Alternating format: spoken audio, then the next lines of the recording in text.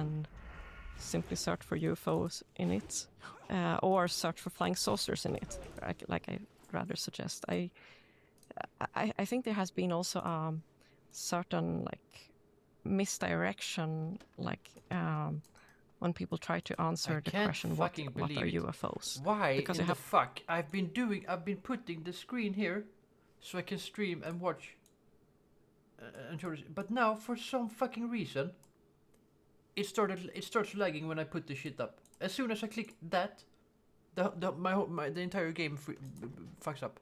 Look, super duper laggy. I have no clue where I haven't changed a thing. It used to be working perfectly, but now it's completely fucked.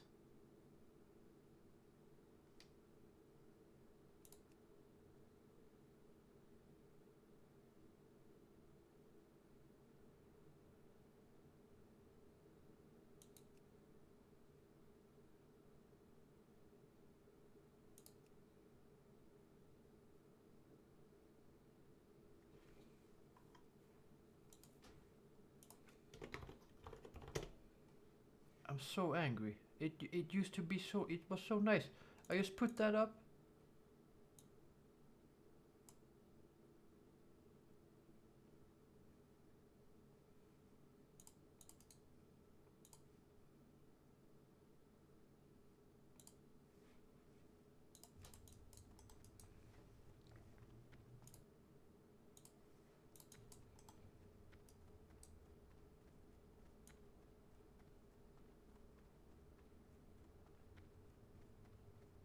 Did I fix it?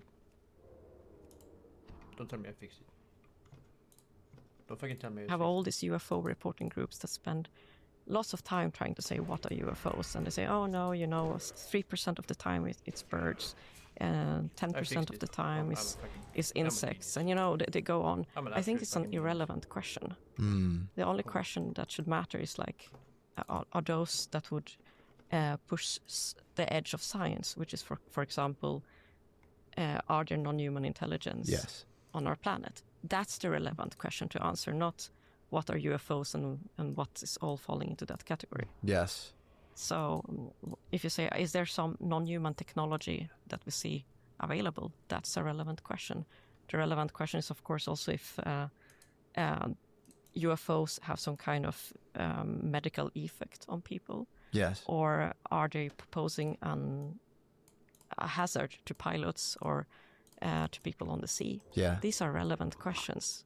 But just the question, what are UFOs? Love her accent, man. It's too broad. Yeah. It's too broad. Have you ever experienced, because you are going out on a limb and even looking into this stuff, it's you, Avi Loeb, a few other astronomers of serious pedigree are even entertaining this. Do you have you experienced any blowback for what you're doing? Yes, I have. So far, not come in the form of direct complaint on my choice of topic from astronomer colleagues. They have been too busy with attacking me for my choice of collaborator. And who is that? So in 2021, when we did this discovery of the 9 transients, I published a paper with my colleague Jeff Marcy. So he had been cancelled in a sexual harassment scandal in 2015. And but he kept on publishing papers and everything kind of, even if he retired himself, but he still published papers and collaborated with scientists. Except for that, the same week as we got our paper accepted into the journal, suddenly the National Academy of Sciences decided to kick him out of the National Academy of Sciences, so he was removed from there. And then Science and Nature published papers about it, and everyone said, who is still collaborating with Jeff Marcy? And we had the paper already accepted. And I remember someone calling me and saying, don't make any press release, because otherwise you're going to get seriously attacked. That's wild. So since then I got kicked out of conferences. They find all kind of ways to not letting me talk, forgetting my registration. I had social media attacks. Wow. I had I'm going to work with this scientist because he's fantastic, simply. So, and I believe in human rights, and that's my thing, that I don't understand that people should be like the idea of that one condemns a person outside the court. Yeah. In a public court is for me. He was never convicted. No, nothing like that. So he was. That is for me goes against the human rights. And the second thing is that even if people do something wrong, they still should have a chance for rehabilitation. Right. Why is Jeff Marcy suddenly an exception to all human rights? I cannot accept that. Also, I have no idea what he did in 2015, and I didn't know him back then. Right. I got to know him much later. So not even commenting on, whatever happened then. The timing, for me, I care about the truth as far as, what people's incentives around, attacking the person. It's like, go after the person when they did it, if you really care about the thing they did. But to go after it right when you publish your paper about these anomalous objects, that seems to be at least motivated by the anomalous objects and trying to cover that up, and not like the initial grievance. I cannot answer that question. There might be it might have been a coincidence, but anyway, it happened at the same time, so I have no idea what to answer on this. But I can say that I had a lot of troubles because of my collaboration with Jeff. Well, I'm sorry. But I will work with him as long as it's productive, as long as it's fun and helps the science. I will keep working with him. And I simply am not going to allow some peer pressure to stop me or force me into giving up my belief into human rights. And that's something that is important to me. Good for you. Do you think we are close to finding anything? I mean, do you have like an intuitive sense for just the overall dynamic of, finding kind of more of a smoking gun, more evidence around I think UAP? we have to search for more. We have to do the best we can with the scientific projects. We have to attack the data from all directions, and we have to ignore all the setbacks. Because I think actually one of the things that the whole bad episode with all these troubles with the cancel culture taught me is that one has to develop resistance. One has to develop a resistance on peer pressure and critique, and I think it maybe even helped me. If I wouldn't have that experience, would I dare to work on UFOs today so openly? It's a question I ask myself. Or did that actually liberate me? Yeah. In some ways that I say, okay, they're always going to complain. Yeah. So some of my favorite people have been like unreasonably canceled, and it's weirdly freeing. Because they're just like, when you get crucified like that, you're just like, whatever. Especially when it's like completely unwarranted and unreasonable. You kind of like let go and just, and then you're kind of free. You're not bounded by like needing to be liked or validated, which most people are. So that, I think that happened to me. I just say, okay, I'm going to do the science I love to do. I love to work on this topic. I don't care if anyone now thinks that I'm touching forbidden land or that I'm saying something that I shouldn't be saying. I know some people are uncomfortable with that. I have the European Crash Retrieval Initiative as a hobby project in my free time. What is that? The European Crash Retrieval Initiative? Well, it's a private citizen-driven crash retrieval team. How do you go looking for crash retrieval? Well, we actually are... And how can I get involved? So we have a small database run by Vasco where we take in all the tips and suggestions for possible crash retrievals in Europe. We only stay inside Europe because of the it's easier from a legal point of view to operate. And are the databases just like crowdsourced from people saying like online I saw a thing crash and that sort of thing? Yeah, we have gotten lots of suggestions for cold cases. But we hope to also get some hot case where someone says, hey, I saw a UFO crash yesterday. Can you come here? Wow. That's what we are hoping to get. Do you have any recent cold cases? We are working on a cold case that I cannot go into details on, but it's super cool, super scary. I want to go. That sounds amazing. But I can't comment further on that, but there are some really interesting cases, yes. Wow. So, is there a correlation with where the crashes occur? Are they around specific sites? Or? I cannot answer any questions about that. I cannot comment more on. Okay, is it like it's like a private group or? It's a private group, so it's led by Thomas Bovinder and Alex Torell in Sweden. Okay. So they are the project leaders. Are you guys? Is there like a desire to commercialize this stuff? We are trying to actually to stay as independent as possible, so that we cannot get under pressure in any way. So far we are not funded. We are just putting our own private money into if there's something fun that we find. We are looking into some interesting cases, and we have something particularly interesting right now. I cannot comment on it. I hope that we will learn more in the coming year while working on that. And the idea is simply that we don't want to wait for governments to open up about materials or UFOs. I simply believe that this is a question everyone can work with. I believe that the only thing you need is some activity, that one starts collecting, inquiring about potential UFO crashes, and try to see, is there anyone who is willing to share material or willing to share knowledge of such a crash.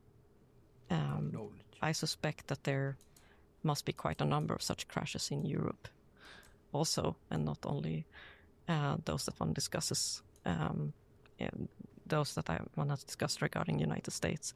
So where is the information, and what can we learn about all this? Is the methodology like scraping the internet for like people writing about this stuff? Well, we are doing some active investigations, of course, also looking ourselves for these places, but also hoping that someone will just inform us about something that is new, because it's sometimes maybe easier to go to a newly crashed UFO than to try to find it 50 years after. Fascinating. Do you have a hypothesis as to, per our conversation earlier, do you have a hypothesis as to what you'll find in the form of a crashed UFO?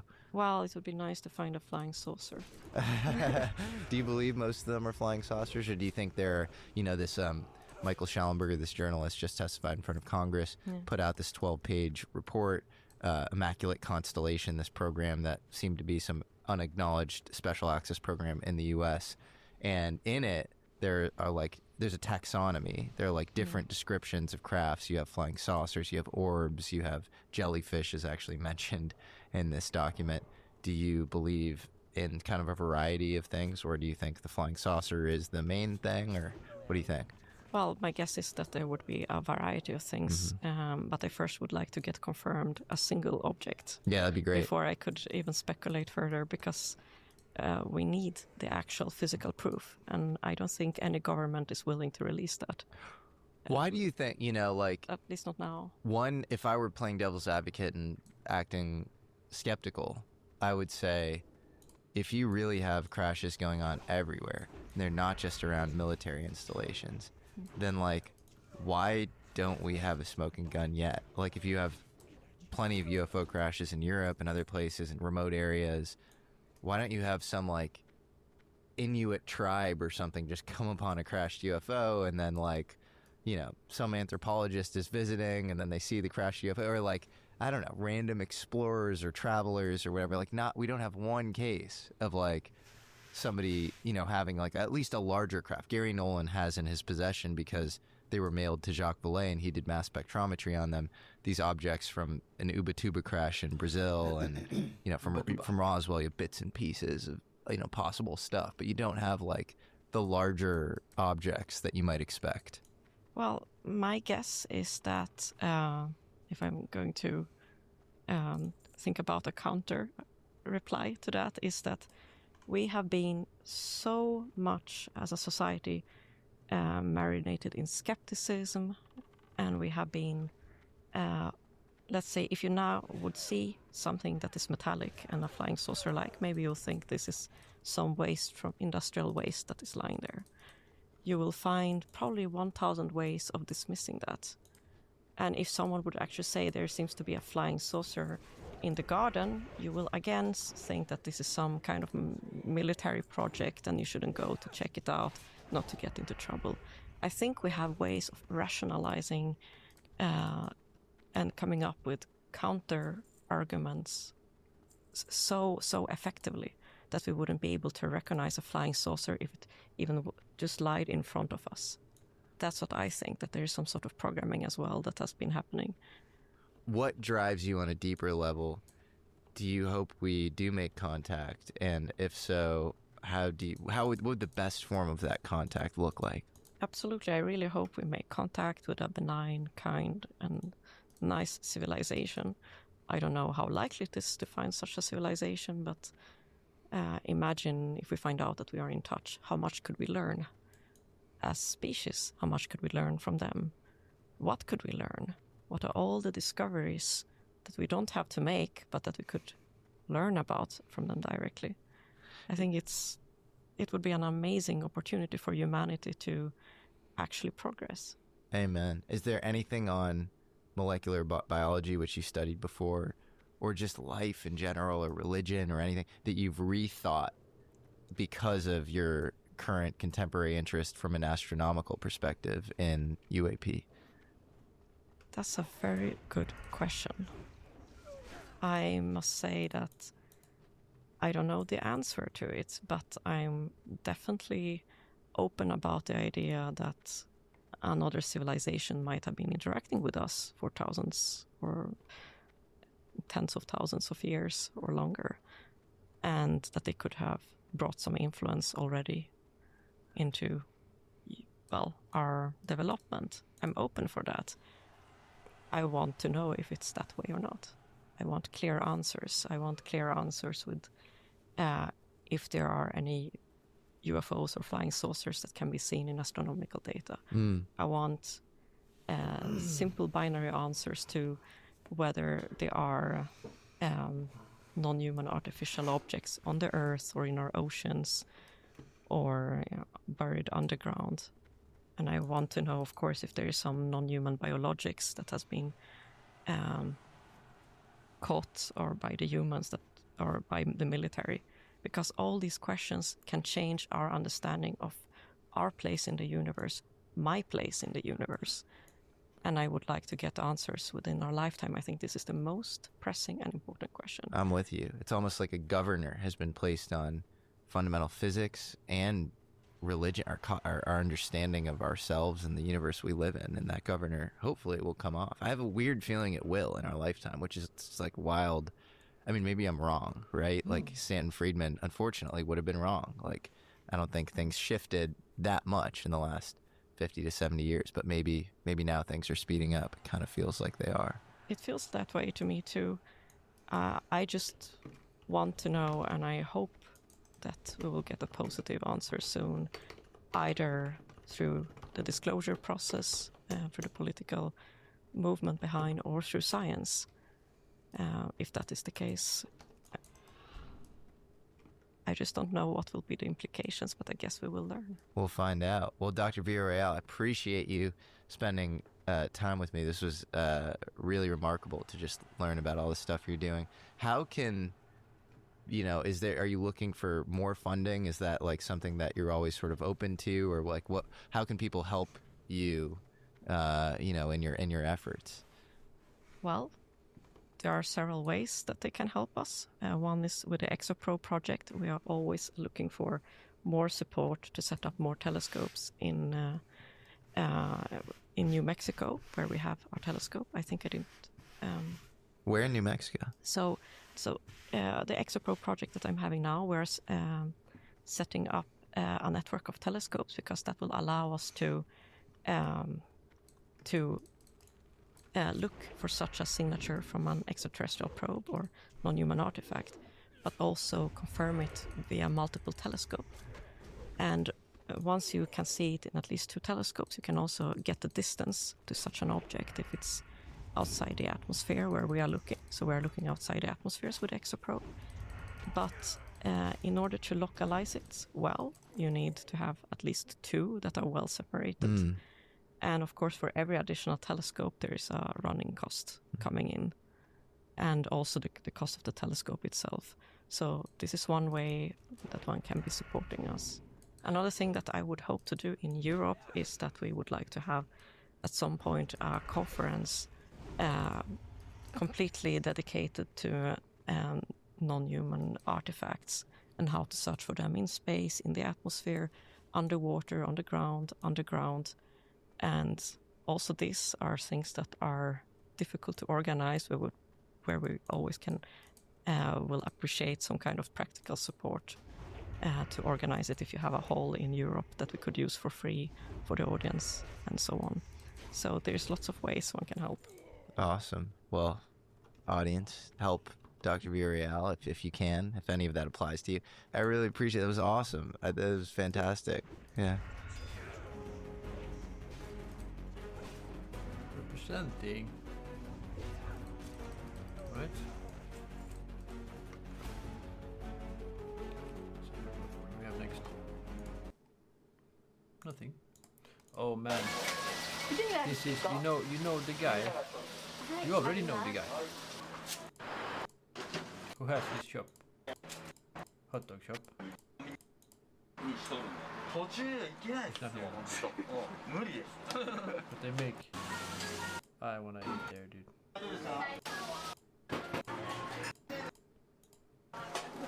wanna eat a hot dog from there, dude. Let me tell you that. We're grinding. Oh. No, I closed it.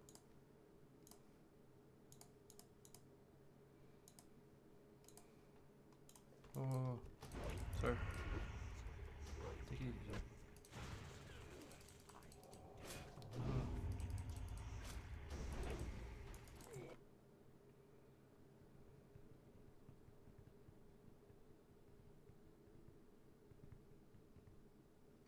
The next extinction event is closer than you think. Don't tell me that. Why are you saying that, Mr. Randall Carlson? Now I'm sad. Chase Hughes, he's a good one. The PsyOp. But there was something I was gonna watch.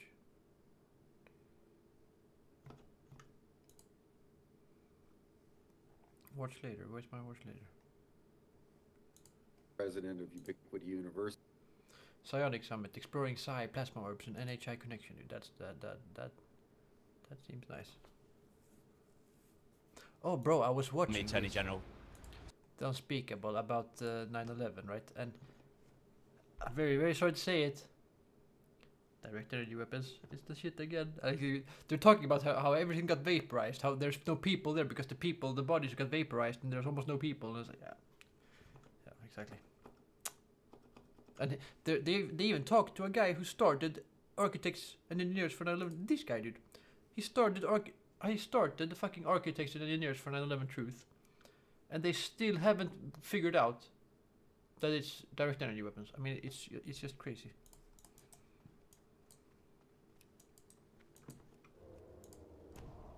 And I'm sitting here reading up on everything that has to do with exactly that. Right? With MH370, black hole fusion plasma, Tesla, the Tesla connection,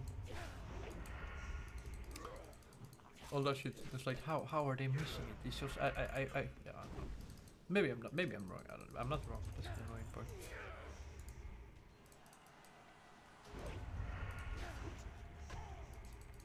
You know you guys know when you're just fucking right? You guys know how it's like when you're just completely fucking right. Right?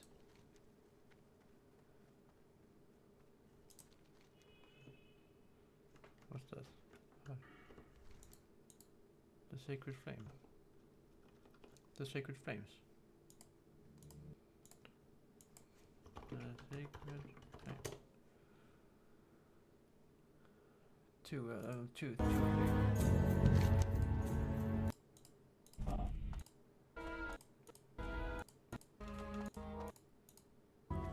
Okay, that's that. So it's 3 out of this one. Where's he going? Is it inside that cave? Inside that cave. That cave. Should I do that? I've died here. I died in here. At level 30 on my druid. I died in there. Dude. So I should probably not do that quest then, right?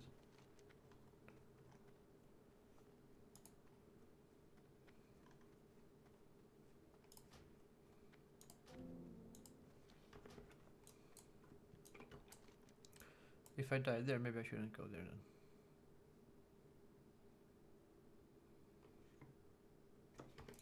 Let's go. This finished everything up here.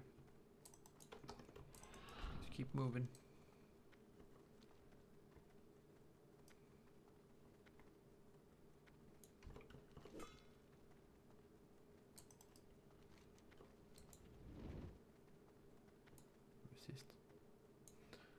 Resist that shit.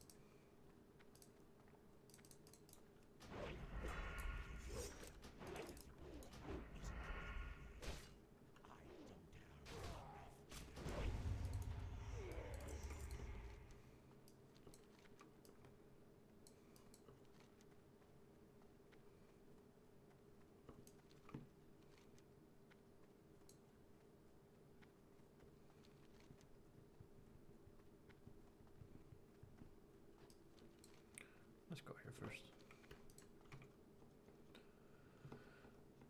Yeah, what was I watching? Just speak of next level nation events.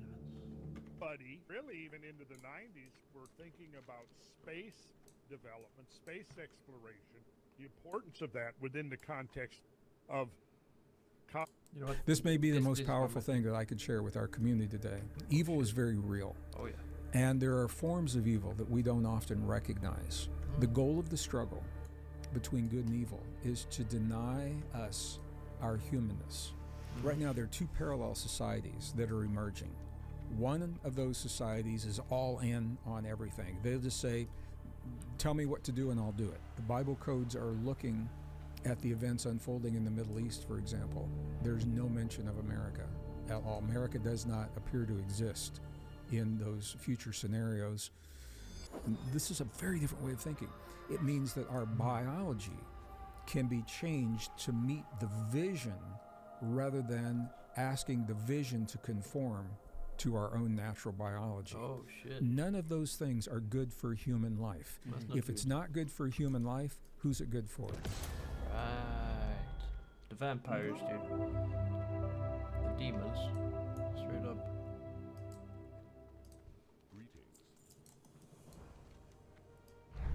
I'd like to welcome back to the show returning champion, Greg Braden, man. How you doing? Alex, it is so good to see you. It is so good to see you in the flesh. Yes, same here. I am physically in your new studio. Yes. At the undisclosed location. There are no markings on the building. The CIA safe house, Alex Ferrari studio, underground bunker. Exactly. And it's beautiful. This is truly a beautiful studio. And I want to thank you for honoring. I feel very honored.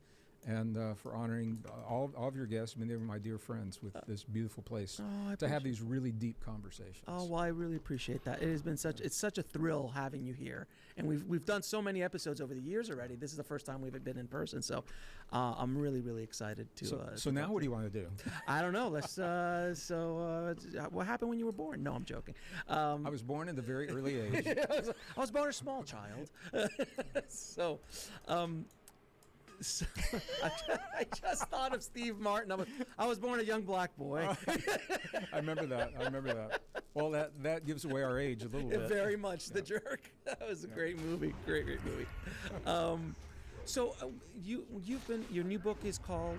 I do have a new book. It was only released about 2 weeks ago. Okay. It's called Pure Human: The Hidden Truth of Our Divinity, power and destiny. So that's a very interesting idea. You've been talking about humanness for a while now, and specifically and I agree with you 110%, what society, what the powers that be, where people in power have throughout history kind of tried to put a veil over our eyes of the truth of who we truly are, our divinity. Right. Can you talk a little bit about that and what we truly are and what others are trying to do to us? Well, yes, it is happening it has happened in history. It's happening now. It's happening now. The reason I wrote this book, Alex, I wrote this book to celebrate our humanness and our human divinity, and a time when there's a concerted effort to denigrate our humanness, our young people in schools.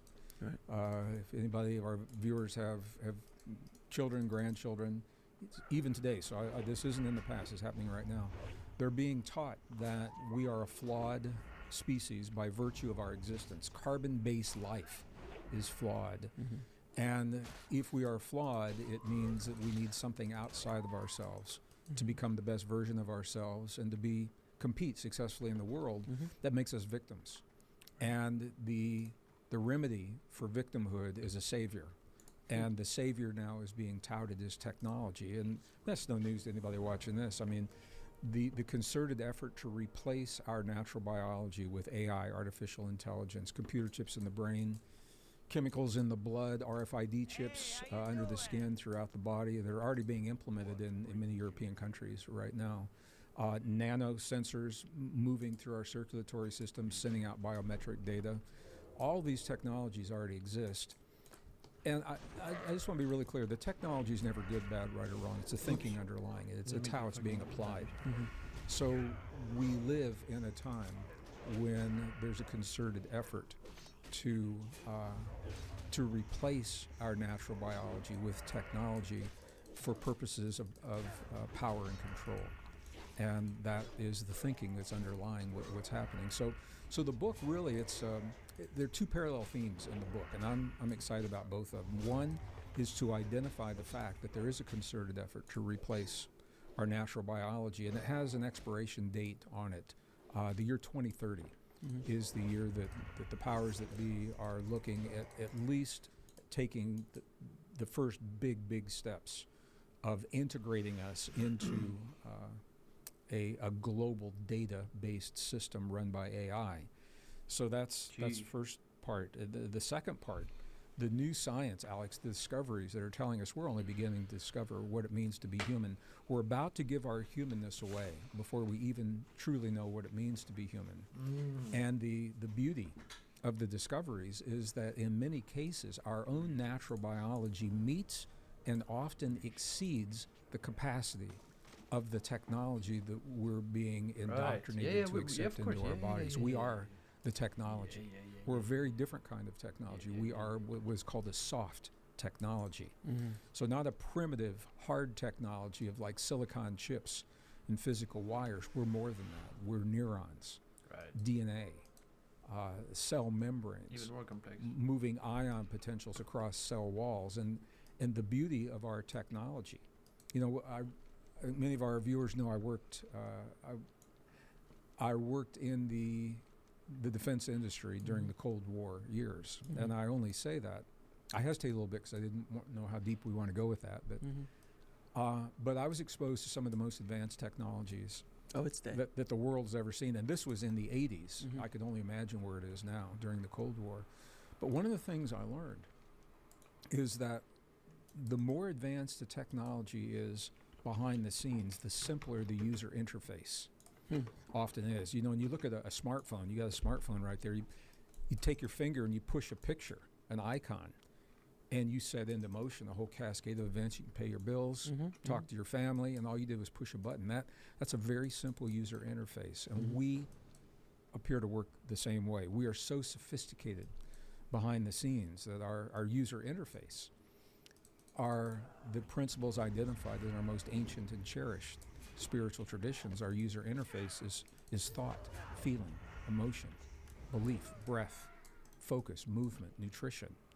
Today we call these epigenetic factors, but these are the triggers that awaken this soft technology that we have within us.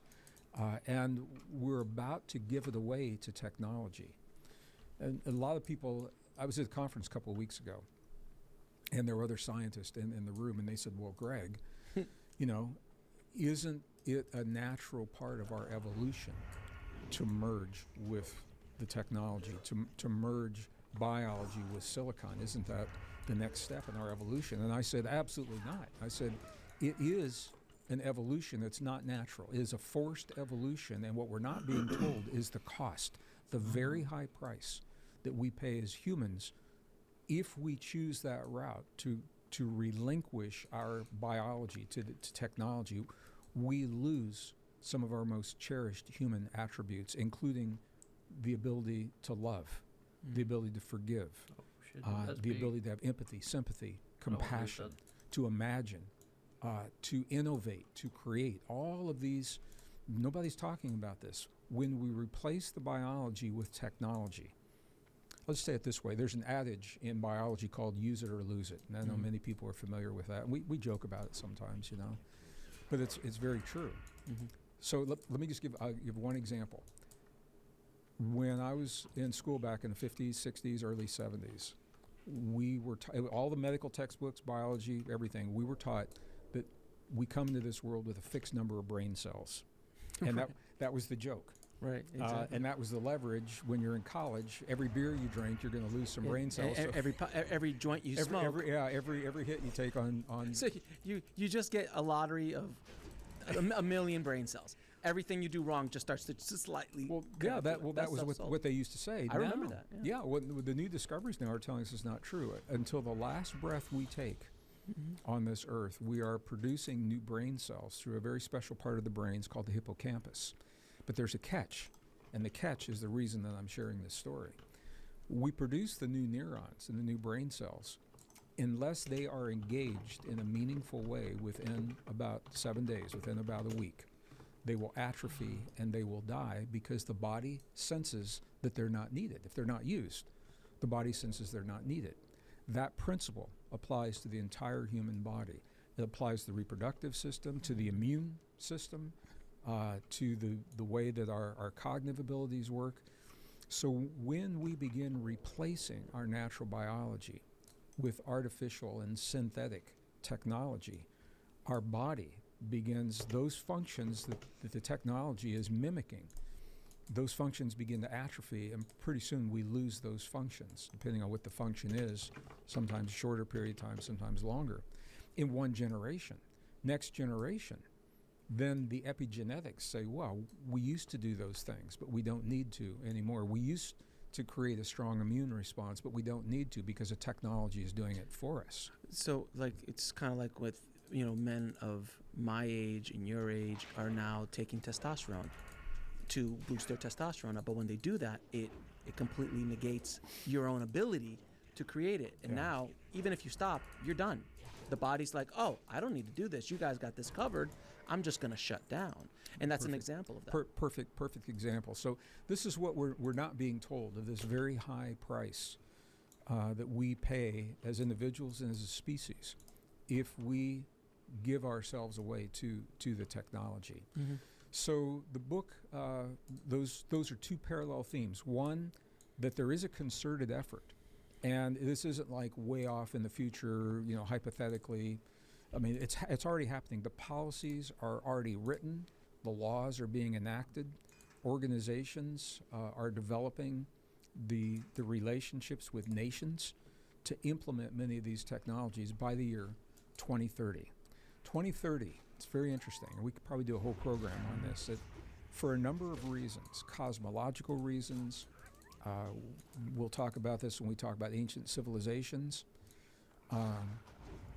That year has been identified as the goal to implement, to remake the world in a way that we have never seen in our lifetimes. It has been identified by the United Nations, for example, has a program designed to implement 17 goals by the year 2030 called the UN SDG 2030, SDG Sustainable Development Goals. Where this is especially troubling and very concerning is that many of those goals parallel the ideas put forth by the World Economic Forum that meets in Davos every year.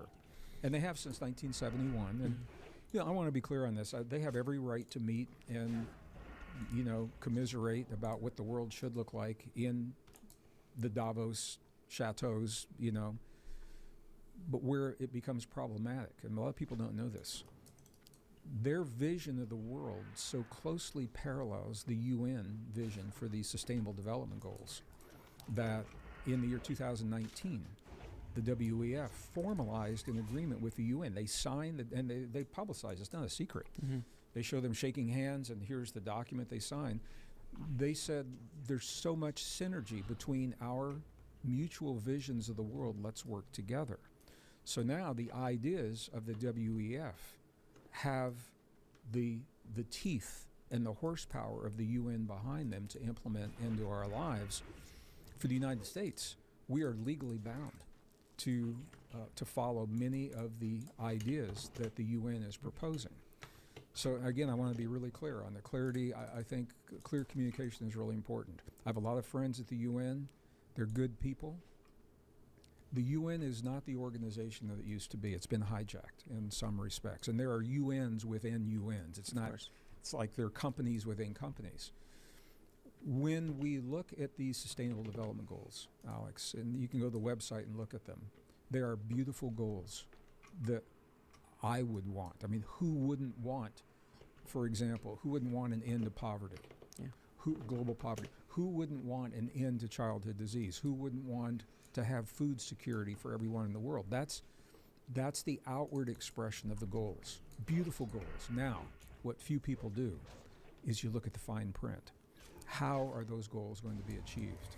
And that is where it becomes a horrendous view of remaking not only the world around us, but for the first time, our technology now allows us to remake the world within us. We're having this conversation in February. The World Economic Forum just finished their 2025 Davos meetings, and they publicized the notes. And this idea was reiterated by Klaus Schwab, by their founder, that by the year 2030, they want to integrate, and these are his terms, they want to merge the physical world with the digital world with the biological world, and have all of those worlds captured onto a massive global database run by artificial intelligence. This is the goal. It's very Borg-like. The only way to achieve these is to create a level, a magnitude of social change that most people are not prepared to accept in the world around us. And those people that can least afford, have the least bandwidth to absorb the shock are the ones who are going to be hurt the most. But now they're talking about changing the world within us. And at the meetings, I think you're probably familiar with Yuval Harari. He is, for our viewers that may not be, he's a historian. He is an author. He has the ear of the World Economic Forum. He contributes technological visionary principles to the WEF. And his exact words are now that humans are what he calls hackable animals. And because we are hackable, it means that this is a very different way of thinking. It means that our biology can be changed to meet the vision rather than asking the vision to conform to our own natural biology. So they are proposing implementing these technologies. And I have to tell you, I mean, I know it's happening, and I'm still in awe at what a good job they do with the marketing, because they make it look really slick, really sexy. So what they say is your world is safer if you have, all these RFID chips in your body linked to this database, or your life is easier. There's a YouTube video. Sweden is one of the first nations to adopt a lot of this technology. By the way, the term generally uses transhuman technology. We haven't introduced that yet. The word trans simply means beyond. So beyond human technology. So here's a video of a guy walking down the street. The sky's blue, the birds are singing, nice music. Like a pharmaceutical ad. Yeah, exactly. And what he says, he's never been happier and freer in his life. And the reason he is happy and free is because he has 15 RFID chips embedded into his body. So when he goes to his office, he rubs his, the RFID chip in his wrist to open the security door. And when he goes to the bank, the RFID chip, accesses his ATM account. He goes to the grocery store and goes to get into his car, and an RFID chip actually starts the ignition on his car. And I mean, this is just one example. One example of how the marketing, if you're a young person looking at this, you're saying, why not? Why wouldn't I want this? Or computer chips in the brain. Elon Musk has a company, Neuralink. It's been around for a while, and people are only now beginning to know what it means. And Neuralink is a computer chip in the brain that links directly to the computer without any cables or keyboards, so that you are interfacing with your computer. And I've been in audiences with young people who have never been taught what it means to be human and how rare and precious our lives are, and the sacredness of the gifts that we were given, because we are not the product of natural evolution. We are the product of an intentional act. We can talk about that in a few minutes. Yeah. But they don't know any of that. They have been taught that we're a flawed species and we need technology. So to them, and what they say to me, they say, wait a minute, Greg. Actually, they call me Mr. Braden. Wait a minute, Mr. Braden. And I said, no, please call me Greg. They said, you're telling me if I get a chip in my brain, I can play Grand Theft Auto with no keyboard and no cables? And I say, yeah, that's pretty much it. And they say, sweet, bring it on. Sign me up. Why not? Now, Elon Musk just had a press conference a couple of weeks ago. Maybe you saw this. And the media, it was a press conference for mainstream media about Neuralink. And they said, well, who is going to want that chip? The way the chip works is they actually remove a section of the brain, the skull, that's about the size of a quarter, is why I'm showing that. Take the bone out, and there's a place between the bottom of the skull and the top of the brain. There's a natural space that's there. And the chip is there, and then it's 1024 little fiber optic probes that go into the neocortex. They go down into the brain, and they capture the signals between the synapses, bring them up to the chip. The chip is then processing and then sending that through wireless technology to a receiver. Wow. And so the press said, well, who's going to want a piece of their skull taken away? And Elon Musk, and this is the first time I heard this, he said, oh, you don't have to do that anymore. He said, now we can do it by circulating nanobots in the body. Oh, that's better. So you don't have to have this chip actually in the brain. It can be in the body doing this thing. And this is what they're going to push this as far as they can until someone reels it in, until someone pushes back on this. But the thing I find fascinating about this whole topic, Greg, is that you know as well as I do. Imagine if transhumanism started in 1985. Sure. And instead of a small little chip, we have this giant thing hooked up because that's what the technology was able to. Yeah. So if you get all of this stuff now, the nanotechnology that's available now, where do you think it's going to be in 5 or 10 years? You're going to have old tech running. You're going to have, a Mac Classic, or a DOS machine running in your body. Yeah. So that's the thing that doesn't make a whole lot of sense to me. If it's something exterior that you could like our wearables. We have wearables, we have a ring. Wearables, completely different story. Right, but that's, so that as the technology changes, you can change. Right. But to have it permanently in your body, to me, maybe I'm just an old guy, sounds insane. If you told me, hey, we have a Neuralink, you put it on your head or it's in your glasses, I'm super cool, fine. Like as you were telling me, like, oh yeah, you do this and you do that. I'm like, well, we kind of do that with our phone already. We kind of do that with our watch already. Yeah. Why need to insert it into the body? Well, this is part of a deeper story, and I don't know how deep we want to go with this right now. As deep as you like, sir. You know how I like. There's a part of our story that's missing, and in mainstream. And it's a part of our story that a lot of people are uncomfortable talking about. I've lost friends having this conversation because it's something that brings a level of reality to our lives that just a lot of people don't want to look at. I'm a systems thinker. I'm a scientist trained as an earth scientist. Primary degree is in geology, geophysics, with a strong background, life sciences, math, physics, computer science, and cosmology.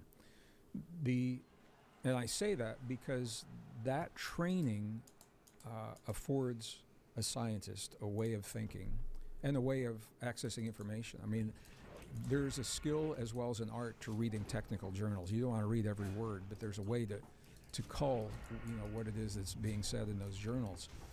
So I say that because I have had the opportunity to stay current with all the new discoveries and the new technologies. The piece that's missing as a systems thinker goes to the very top, to the big picture, just to see, what's going on, and then zero, like on the nanosecond of today to see where that fits.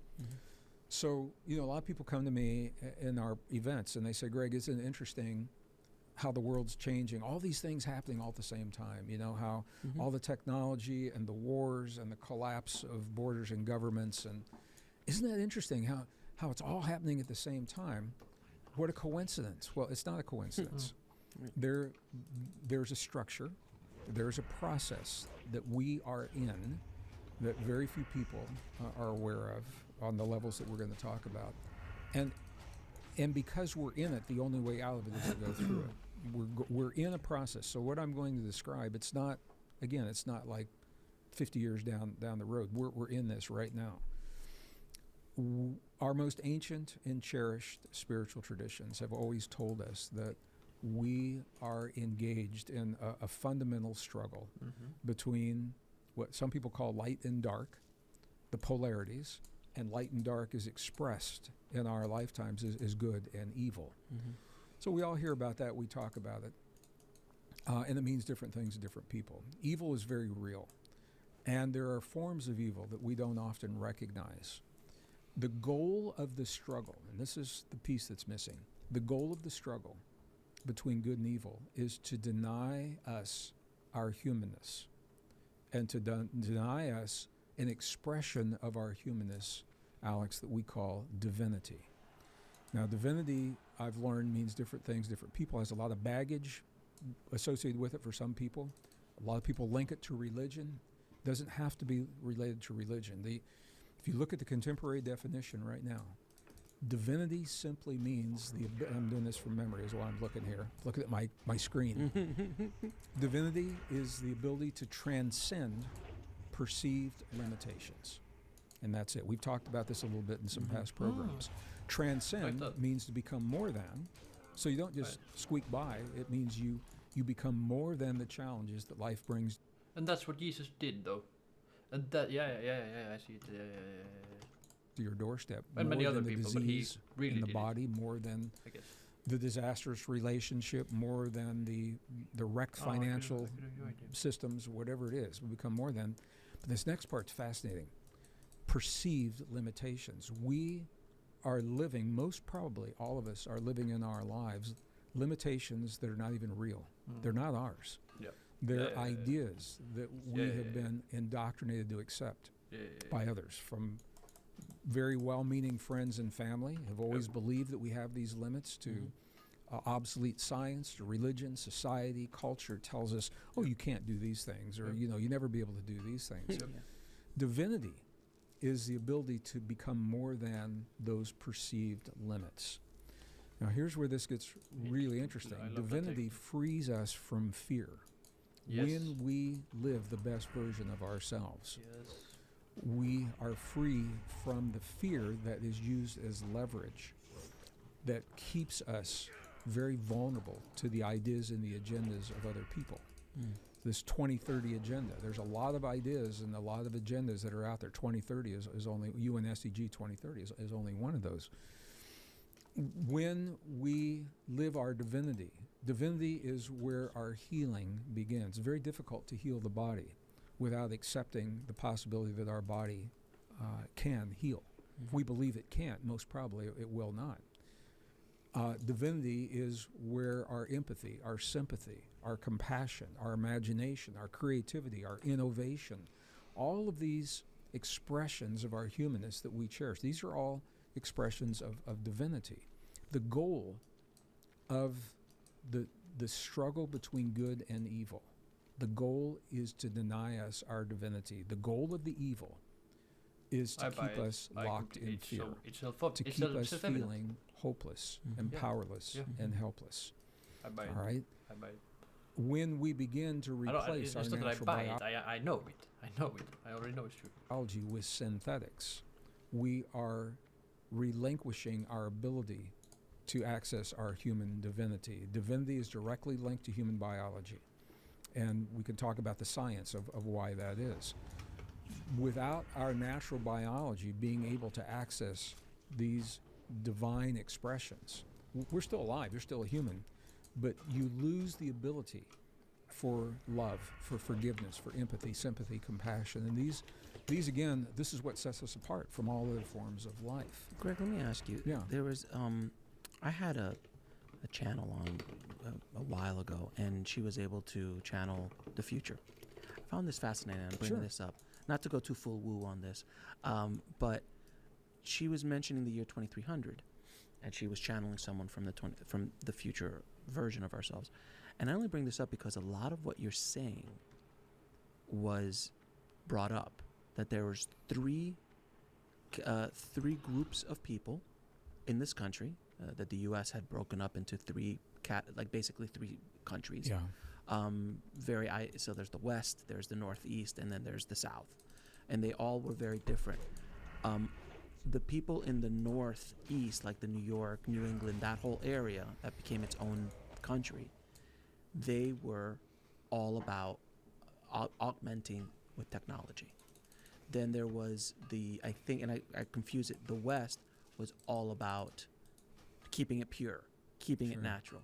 And I think the South was something either in between or closer to the North was all of that. Is that a future that makes sense to you? I mean, it's a terrifying one, I think, for me. Well, so let's go back. This idea of good and evil, this is the missing piece. It's the context for every speaker you will have at this seat where I am. Every channel, every time we zero in on ancient civilizations or we zero in on relationships, they're all about us and about us learning something about ourselves to awaken the deep truth of our humanness. Hell yeah. And to choose whether or not we claim or relinquish our humanness. What I see happening, it's already happening. Right now there are two parallel societies that are emerging. One of those societies is all in on everything. They'll just say, tell me what to do and I'll do it. And they will trust every organization, they'll trust every government because they believe that those organizations and those governments love them and are working in their best interest. And we saw this happen over the last few years. People all in on everything. I live in a rural community. My wife and I live in a rural community in northern New Mexico. Not Mexico, New Mexico. And when I go to my little food co-op to buy my groceries in between trips is where I connect with my community. Most of them are working multiple jobs. They don't have time for this kind of a conversation. They don't know everything that we're talking about. But what they do know is this. They say, Greg, something's wrong. The world's changing too fast. It's that the changes are happening to us, not coming from us, and we need to get back to the basics. So what they're doing is, most of them, and the estimates now are about 40% of families from Albuquerque north to the Colorado border have pulled their young people out of public schools, and they're homeschooling their kids to teach them the values that they cherish as a family and the skills that they'll actually need and can use in the world. Not an esoteric skill, but how to maintain the family farm, the family ranch, how to work a checkbook, how to do finances, things like that. They're growing their own food.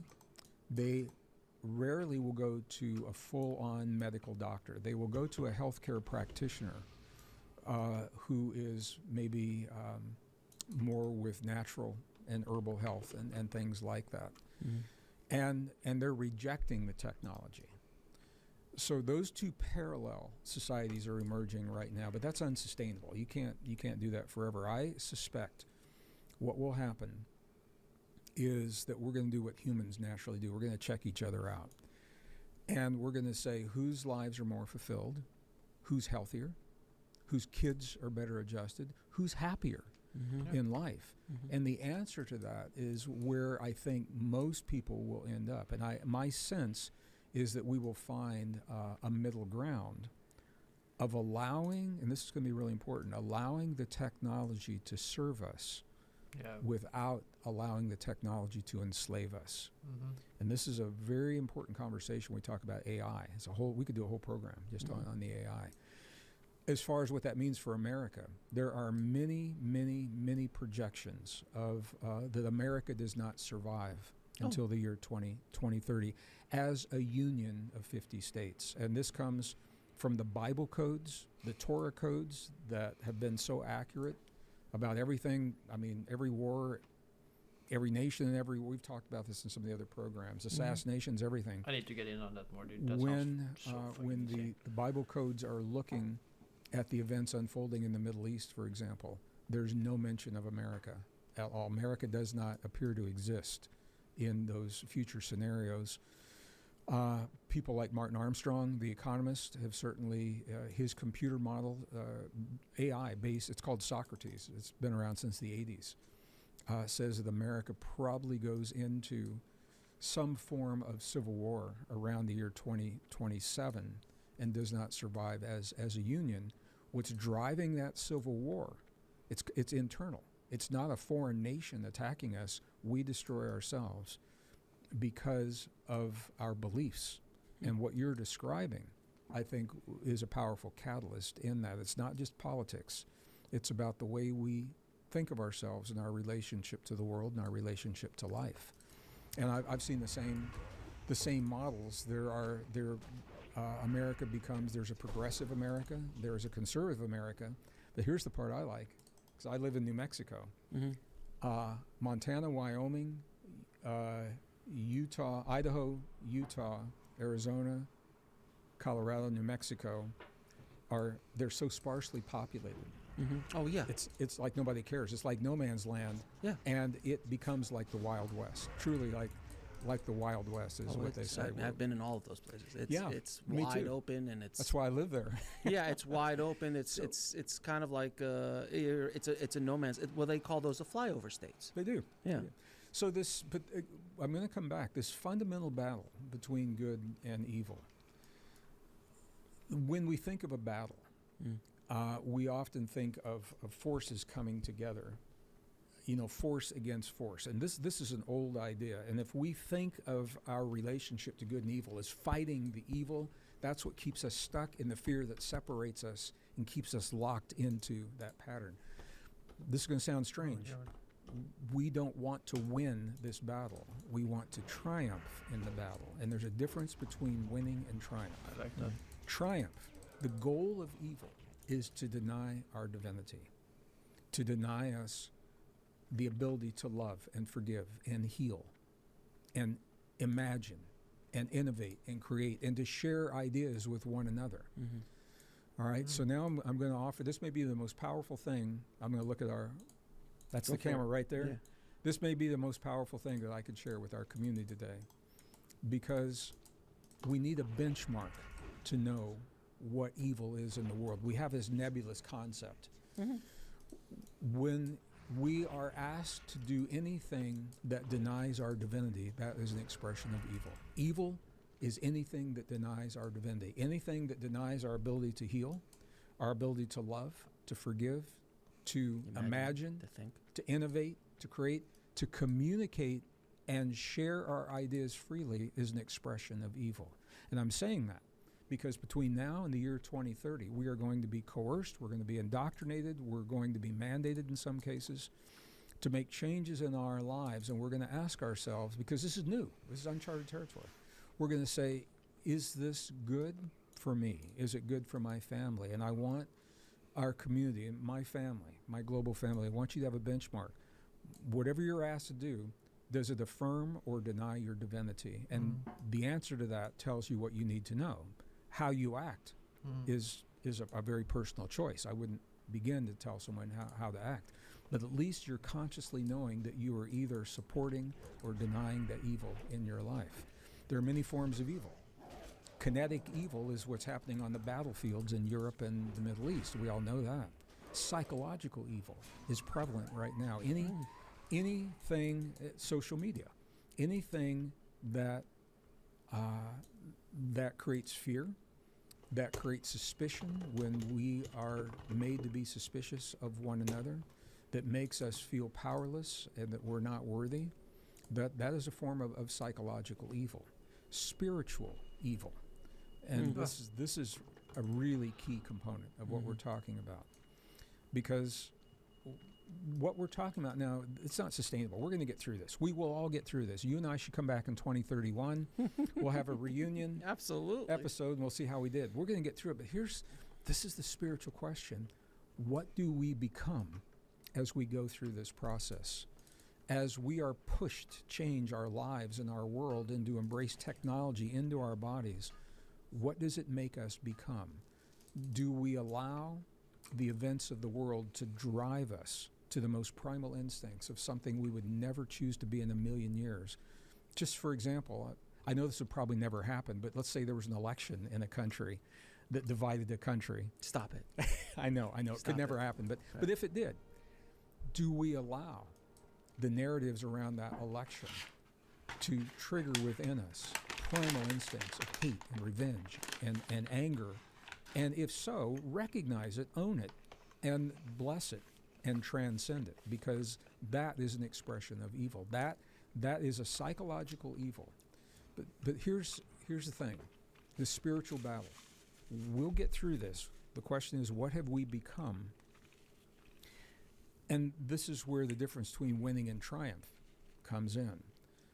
The way that we triumph over evil is by living the best version of ourselves, by living our divinity, by imagining freely, sharing the ideas, loving without fear, forgiveness without the expectation that somebody's going to watch us in our forgiveness and acknowledge us, not being afraid to empathize, sympathize, and have compassion for our brothers and sisters. Those are all expressions of divinity. All right? When we live those, if the goal of evil is to deny us our divinity, by living our divinity, we have triumphed over evil without fighting against evil, if that makes sense. Now, there is an inner warrior, and sometimes we have to fight. Usually we can nip these things in the bud and we don't have to fight. If we don't nip them in the bud when they come up, whether it's in a relationship or in a national election, if we don't nip the problems in the bud and we allow them to move to fruition, then sometimes you do have to fight. The question is, when we fight, what is the motivation? Do we fight because of our love for the family that stands behind us and what we know is possible in our hearts? Or do we fight because of our hate for the enemy that we perceive in front of us? The outcome might be the same, but we have become something very different in getting to that outcome. This is the spiritual battle that's going on. Do we allow the events of the world to drive us to become something that we would never choose to become in a million years? That is evil prevailing. If we allow the events to make us into hateful people, and to make us into people that criticize our friends and neighbors and want revenge because of what somebody get evenness. Those are expressions of evil, the denying of our divinity. So these are principles to be aware of. Back to the topic of the book, the idea of replacing our biology, our natural biology, with technology denies us expressions of our divinity. When we have chemicals in our bodies that mimic our immune system, or we have computer chips in the brain that are doing the work that our brain would typically do, and we begin to atrophy those principles, these are all expressions of evil. So what we're witnessing, and I'm not saying that everyone on all the levels of all the organizations, the government, are even aware of this conversation. Most of them are unconscious pawns in a scheme that has been going on since before we ever got here. Here's what I mean by that. If an individual has a propensity for greed or power and control, very naturally they're going to fall into the organizations that perpetuate that greed, power, and control, because that's it doesn't mean they're evil. That's their nature. They are supporting evil principles. So you can support the evil principles without, I think, being an evil person, because you're unconscious. You're not aware of what you're doing. Isn't that how the greatest evils in the world have been perpetrated? Exactly. You turn an entire country to do something horrible. But there are some that know exactly what I'm beating around the bush a little bit. I've worked with some UN organizations, and there's some really good people. And I still have good friends in the UN who mean well and want to do good things in the world. And in those committees, there are people like that. There are other people who are very naive and just believe what everyone tells them and want to be relevant in the events that are unfolding in the world. And there are some people that know exactly what they're doing. And you look them right in the eye, and you know, and they know that you know exactly what it is that they're trying to do and what they're supporting. And for that reason, I don't work with those organizations anymore. And I've written letters to let them know why I'm not working with those organizations. I cannot support the principles that deny our humanness and our divinity that they are spending their life energy to implement. As a matter of fact, I would, with my last breath, I will work to defeat those principles because I think we're worth it. I think our humanness is worth preserving in an era when we're being told that we're being obsolete, becoming obsolete, and that we need to allow this brave new world of integrating biology into this digital landscape. I mean, this whole concept it's called tokenization. It's the tokenization of all natural resources. So we now have the ability, we can digitally represent every elephant remaining on Earth today. All the fish in the ocean, they can give a digital ID to every fish in the ocean. All the mineral resources, they can do that. They can digitally represent all the water in the oceans and rainfall. They can do that. Now they want to digitally represent our humanness. And when you run all that into a database and AI is running that database, that is what determines what you can and cannot do in the world. Where you travel, where you don't travel, what you eat, what you don't eat, what resources you utilize, what you consume, and if you consume too much, if you travel too much, if you are supporting ideas that are not aligned with this way of thinking, all of that is what comes up in these databases. And this is why when they say we need to merge our physical, our digital, and then they say, and of course, our biological worlds. But isn't that what's happening in China right now? China is a very interesting case history. A lot of people don't know this. United States companies built the systems, Of course, that are implemented in China right now. Google and Facebook primarily built the systems that are being used to run Chinese societies as a beta test, essentially. Oh, shit. So they have the social credit scores. Yeah. Every citizen, I don't have a phone here, but every citizen is given a smartphone with an app loaded onto it, and they are all represented in a database. And if they get behind on child support, or they owe taxes, or they haven't paid a speeding ticket, or they have said something in social media against the Chinese Communist Party, or a local official, or something like that, all of those are monitored by AI. And if you say something or do one of those things, you get a ding on your social credit score. Well, here's where this is important. Every grocery store, every bus that you want to enter, when you enter the train, you want to get on a plane, you want to go to a movie theater, something like that. There's a reader, and you have to show your phone, and the phone has, it's very simple. It's either red, green, or yellow. And if you get a red that pops up, you are denied access to society until you remedy whatever it is that's being shown. We developed that, we being United States technology. China is beta testing it, and now Europe is accepting it. And what we are seeing, Alex, is Europe is pressuring, the EU is pressuring America to get with the program for consistency of travel and finance and things like that. And you're seeing America is not wired that way. We don't think that way. We're not set up for it. And you're watching America push back. And this is very interesting to see how it's going to play out. I think the powers that be are they're going to push it as far as they can. America's pushing back, but they're not going to push back altogether. And if you look closely, even the new administration, you look at where the technology is leading in terms of the centralization of finance, CBDC, central bank digital currencies. I know you've had people on here talking about those. And about social credit systems and the freedom to communicate and share ideas through social media, and how much of that is regulated, how much of it's fact-checked, the whole idea of fact-checking that so many of my community support, what they don't know is that what that means is if a statement is made that is counter to what is commonly accepted, doesn't mean it's true. It's what's commonly accepted, then it's called a false statement. So where does that come from? Well, the AI goes out into the internet, and what is the narrative that's driven in the internet? Climate change is a perfect example. As a geologist, and we've talked about this, climate change is a fact. Humans are not causing climate change.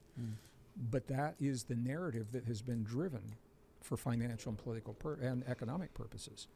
And so if you say anything against that, that humans are not the cause, and by the way, NASA has released the papers saying that over 90% of the CO2 is coming from the oceans. So I think most people know, basic chemistry, colder water holds more gas. CO2 is a gas.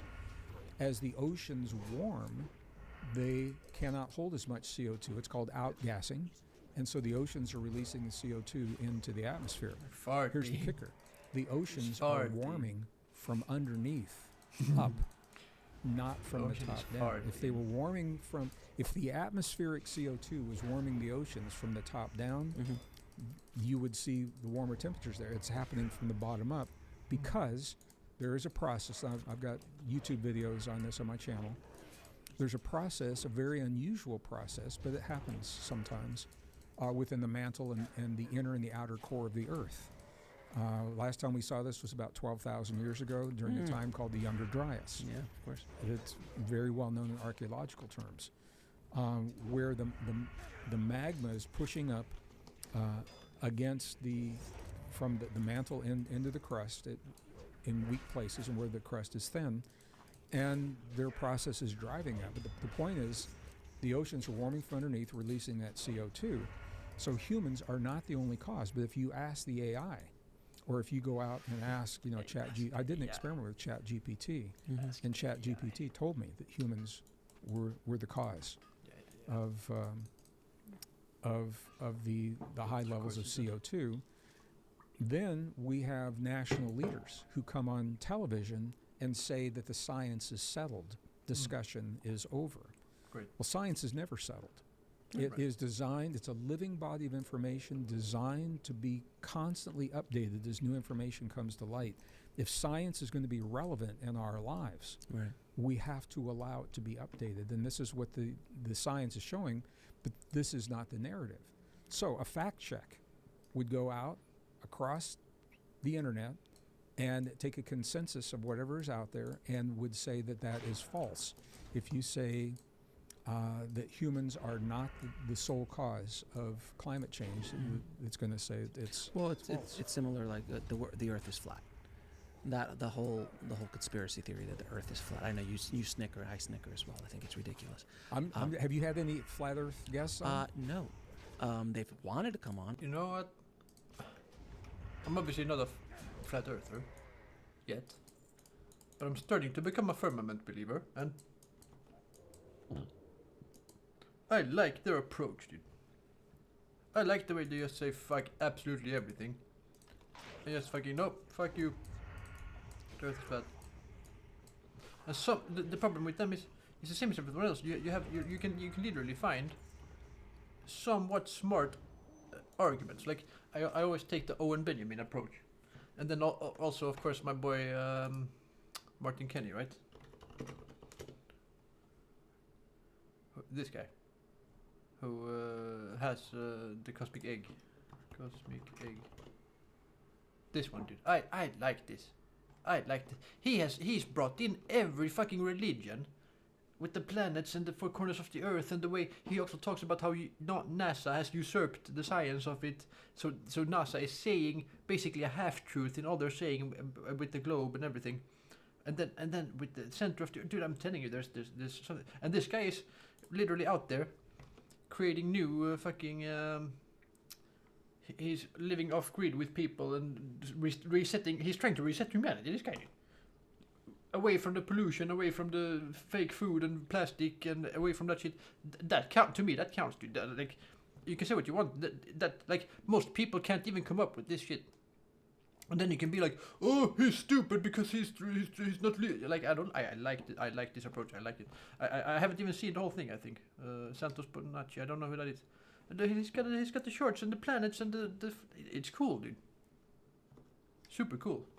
I mean, sure, it becomes more like a game or something, like a, you know. But if I were to make some sort of science fiction novel or whatever, some fantasy shit in the future, I would base it off of this. It's super dope. So yeah, it's more entertaining and entertainment and stuff like that for now, I guess, of course. But I like entertaining it. I like listening to him. And he talks about the firmament, and he has every god in and the place and the messages and and also the fact that he incorporates the normal science. So he takes normal science into account. He takes every religion, the Greek, the ancient Egyptians, the Norse, what they've called all this shit, how the Bifrost is the vortex, you know, and the ether is in there. I mean, it's super all encompassing. And I like that. I like that approach. I feel like he's merging everything, you know, in a cool way. But obviously, I'm not gonna go and say yes, this is true like that. Of course not. But it's fun. And there might be something to it. Like honestly, that's at least what I think. But I'm not gonna play that game. I don't want to. I am amazed at how serious some of them are. No. Some of them have died because they put themselves in a rocket to prove. Yep. You know. It's been like, there's a curvature anyway. But if let's say that gained enough steam online, you could ask then ChatGPT, is the Earth round or flat? And it goes, well, according to everybody that's online, it's flat. Exactly. So this is the way that the AI is working right now. Anyway, so these are all ideas that this is an example of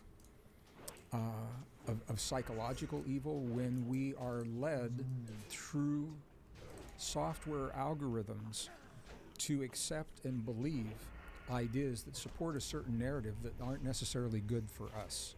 And this is what divides families. Oh. It divides, I mean, you could be sitting at a dinner table. Oh, yeah. There's something called information silos. And this is the way the algorithms work. If I go to Google, I was doing some research last night on ancient Sumeria.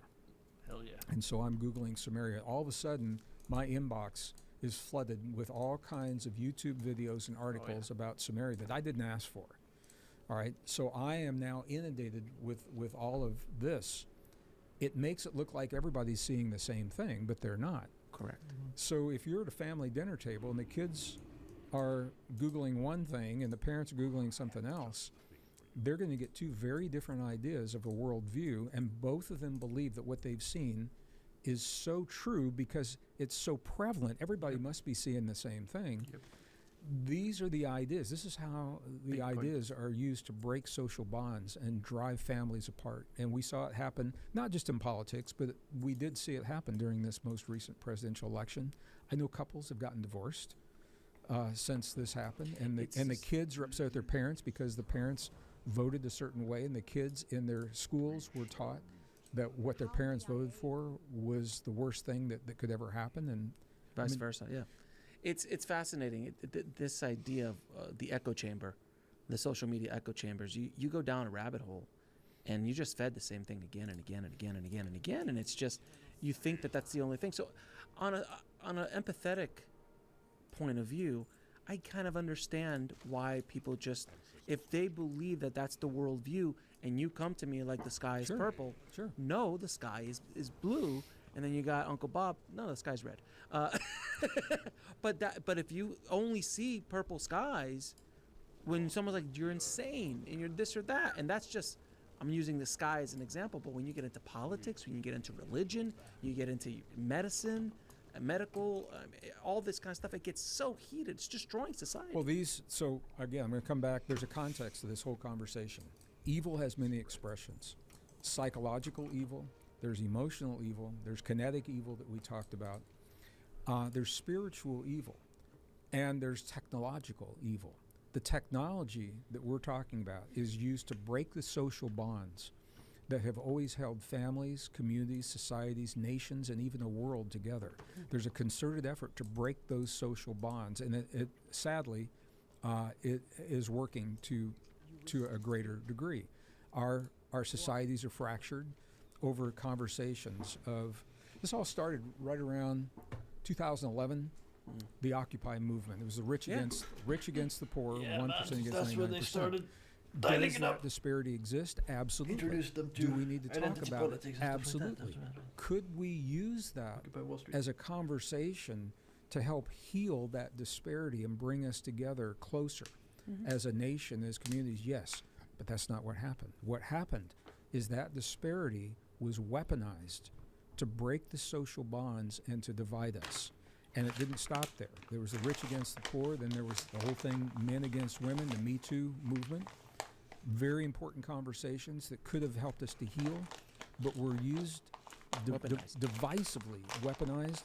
Then there's Christians against the Muslims, Jews against the Muslims, blacks against the whites, men against women, and now we're having the same gender conversations, blurring the lines of gender, blurring the lines of male and female. It's everywhere. All important, but it's systematic. Alex, here's the thing.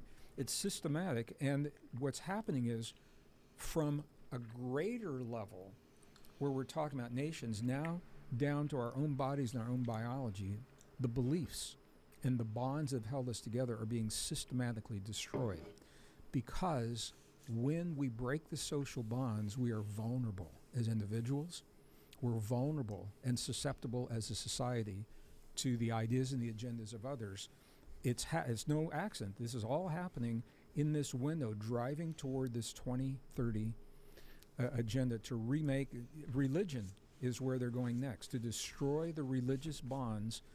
And the WEF has actually had seminars where they say we need AI to rewrite the Bible.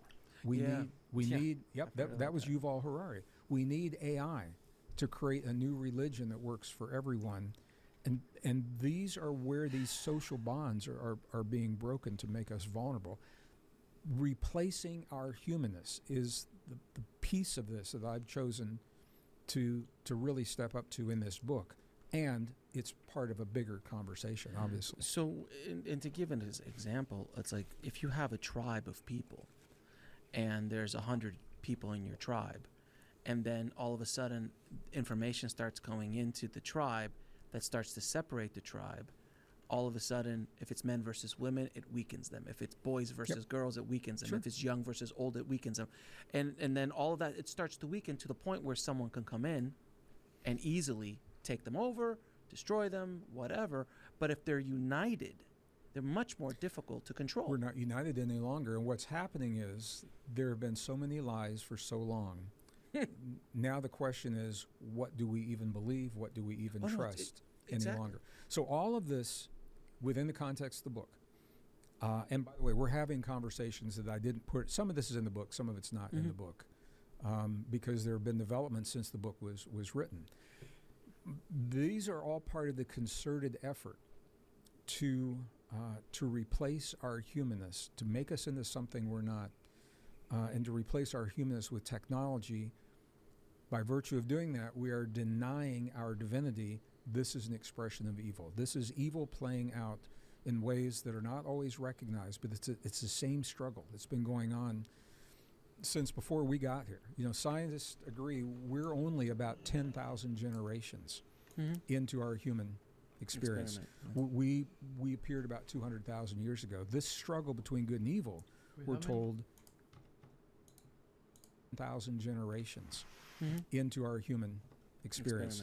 We appeared about 200,000 years ago. This struggle between good and evil, we're told, precedes that in another realm and is playing out as the chaos that we see in our world today. And I was a kid growing up in a rural community in northern Missouri. We used to joke about this stuff.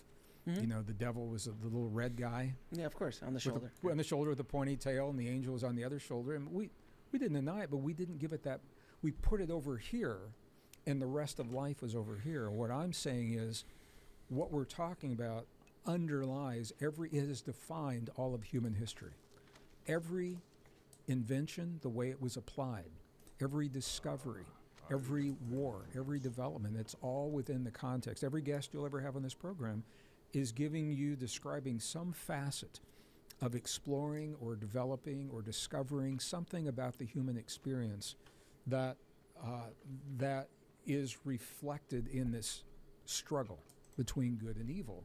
The irony, and here's the irony, the best science of the modern world is now looking at the human body, Alex, in a way that we've never done before. When I was in school, 50s, 60s, 70s, even today, we think of the human body as this soft, gooey, sticky, wet, mushy, cells subject to all kinds of failure modes and disease and illness and things like that. And that's the way biology books portray us. A few years ago, scientists began to look at the human body not from a biological perspective, but from an IT perspective, information technology. They began looking at cells as electrical circuits and the components of the cells, transistors, resistors, capacitors, photon emitters, photon receivers. I mean, all DNA stores information the way that blockchain technology stores information. In other words, we built an external expression through the blockchain technology of the world. It mimics the way information is stored in the DNA of our bodies. So they're beginning to look at us from an IT perspective, and what they're finding is that we are not what we've been told, so much more we've been led to believe, that we are a highly advanced, technologically sophisticated, soft technology that we talked about earlier.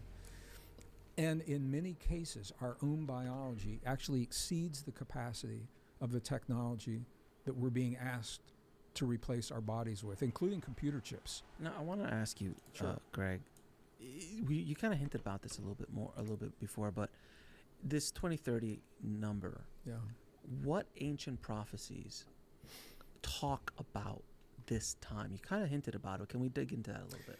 Yeah, I don't know of any that identify the year 2030 as a date. Where they say, in general, this time, the Kali Yuga, Kali Yuga is ending now, the Mayan calendar. Interestingly, the Mayan calendar, a lot of people kind of blew that whole conversation off. I did an interview with in the year 2012, I was doing an interview with a New York radio station, commuter station, so they're 10-minute interviews in the morning. People are driving to work. And I remember in 2012, and the guy said, "What's this big deal about 2012? When are we going to see all the changes?" And then I interviewed with him at the end of 2024. Same guy. And he said, "When are the changes going to stop?" But here's the thing. We're still in the 2012 phenomenon. And a lot of people don't know this. 2012 was a cosmological phenomenon that was identified by the Mayans in a way that was more sophisticated than any other indigenous traditions had been able to do. Mathematically accurate in terms of cycles and cycles within cycles, planetary alignments, our relationship to the center of our Milky Way, all of that. Amazing how we could do a whole program on how that was actually accomplished. But what a lot of people don't know is that 2012, that was the date of the alignment with with the center of our Milky Way. But cosmic cycles don't stop on a dime. They don't stop at noon on a certain date. There's a buffer, and there's a mathematic formula to tell you what that buffer is. And the buffer for a 5,125-year-long cycle is a 36-year-long buffer to transition. That means 18 years before 2012 and 18 years after. So 2030. 2030 is the end. We are now nearing the end of that 2012 window, and we are seeing the changes that were actually prophesized. When we talk about that 2012 date, the powers that be refer to something that they call the event.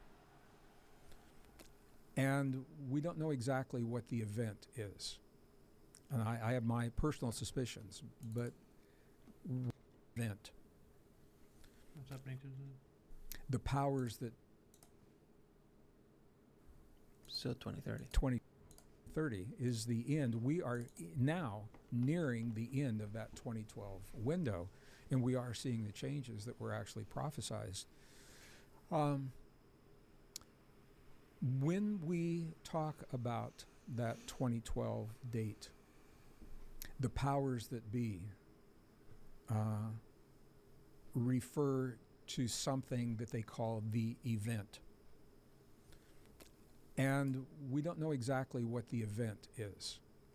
And I have my personal suspicions, but what you're seeing are nations, corporations, governments jockeying for positions of power and authority to be in the best possible place before the event occurs. And I'm not saying it's like January 1st, 2030.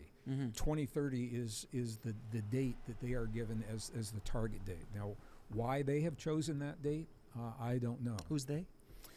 This is everyone from the UN, and again, there is no UN. There are UNs with the UN. Sure. The That's what you the WEF. Got it. A lot of governmental organizations in nations around the world, not just in America.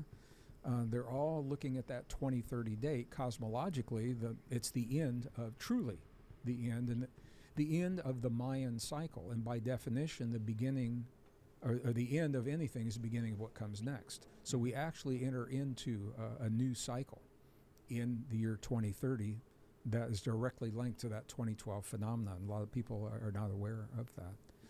So I don't know if it's so much about a specific moment on a specific date, but that's the point, and this is why I think it's important, is when we're having these conversations, it's easy, and we talk about technology. We've been doing this since I was a kid, 50s and 60s.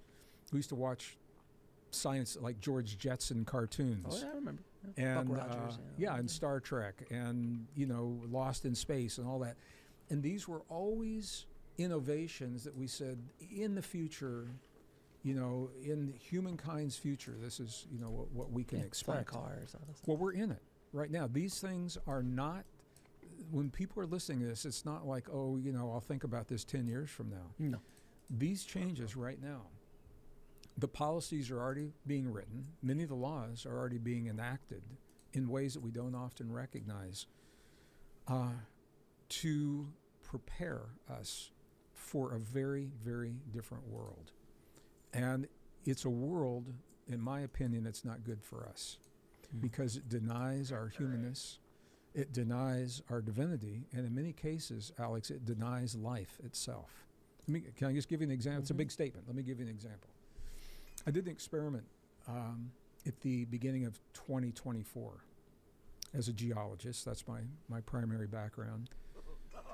I had some pretty strong feelings about all the climate goals that are being proposed. And I've spent a lot of time pushing back on them. I said, what if we met those goals? What would the world look like if we met every one of those climate goals? I'd never thought about it like that. And I don't know of many people that have. And so as a geologist, I looked at this, and to my amazement, CO2, let's take carbon dioxide is the gas that they've identified. They want to push us back to 90% below the 2010 level of CO2, which would, right now we're about 420 parts per million. So let me just say that. For context, that is nowhere near the highest it's ever been on Earth. We look in geologic history, we've had, during the Cretaceous and Jurassic periods, we've had 1,000 parts per million, 2,000 parts per million. Life thrived, life was abundant, forests were green, the Earth was a little warmer, and life thrived in that warmth. The ice was pretty much gone on, certainly on the northern hemisphere. So we're nowhere near the warmest, and we're nowhere near the highest levels of CO2, but we're led to believe that. Now, is it higher CO2 now? Is it higher than it was 10 years ago? Absolutely. 50 years ago? Absolutely. But we're on the low end of the CO2 in terms of Earth's history, already on the low end. If we met the goals, we would be, they want to push it back to about 212 parts per million. All right? 180 parts per million is almost extinction level. 180. If our CO2 levels drop to 180 to 150 parts per million, the forests begin to die. It's not good for life. It's not enough CO2. Not enough CO2. Not good for life on Earth. CO2 is not like a little dial where you can fine tune a couple of clicks and then you dial it back. So look at what they're willing to move. 212 parts per million is 32 parts per million below extinction level or above extinction level. They're willing to push it back that far. So then I went to a geologic map and I said, when was the last time Earth saw those CO2 levels? And interestingly, it was during a time called the Pleistocene. It was not good for life on Earth. They want temperatures, the average global temperature right now, average, is about 56 degrees Fahrenheit. They want to drop that 10 degrees. They want to push it back. The average global temperature, 46 degrees Fahrenheit, carbon dioxide levels, 212 parts per million. Last time we saw that was Pleistocene. Forests died. Extinction of large mammals was prevalent during that time. It was not good for life. It's not good for human life. Why would they want to push our climate to something that is not good for human life? And that's a big question that we could have another conversation on. But that is one example of what we're talking about here. Why the replacement of the human body with technology is not good for human life. Greg, you hinted at the event. What are your feelings of that? What that event might be? I don't have a crystal ball, and I don't have a hotline. Sure. To your gut. I trust your gut. I don't have a hotline to the mothership. Yes. I think I want to honor the question, and I know we're probably close to the end of this conversation, and I want to do it justice. I think that we will be involved with a much greater degree of communication with life from beyond this world in that time frame. And you're seeing what you're seeing. Do we have time? Can we just break this down a little bit? So look at we just talked about climate. We're being pushed to a climate that's not good for us. Would you agree with that? Absolutely. All right. Now you look at the war. The nations of the world are being pushed to engage in levels of war that we haven't seen since World War II. Since World War II. But what's happening is we are depleting our resources. So the superpowers are depleting their armaments. They're saying it's going to take 3 to 5 years to replenish, for the U.S. to replenish what we have given away to Ukraine, for example. If we had to fight a war now, we would not have the armaments. We have some. Yeah, we're good. We're still solid. Here's where it gets, these are conventional weapons. And if you're out of those, you're going to resort to something else. And that's not good. So not only the armaments and the technology, but the sheer human fighting power is being diminished. So through the wars that are happening right now, we're losing the ability. Superpowers are depleting one another's resources and the human power to fight wars. That's not good for us. All right? We're breaking the social bonds intentionally, not just America, this is happening across the world, that hold families and communities and societies and entire nations together, fragmenting us, shredding us, dividing us so that we are vulnerable to other agendas. That's not good for us.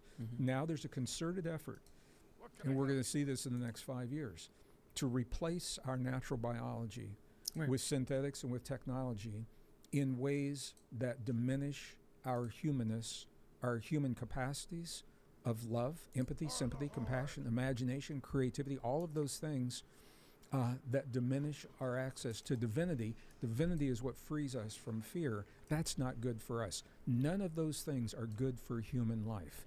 If it's not good for human life, who's it good for? That's our next program. Does that make sense? That makes all the sense in the world. There seems to be something on the horizon. Incoming, absolutely something incoming. There's something incoming.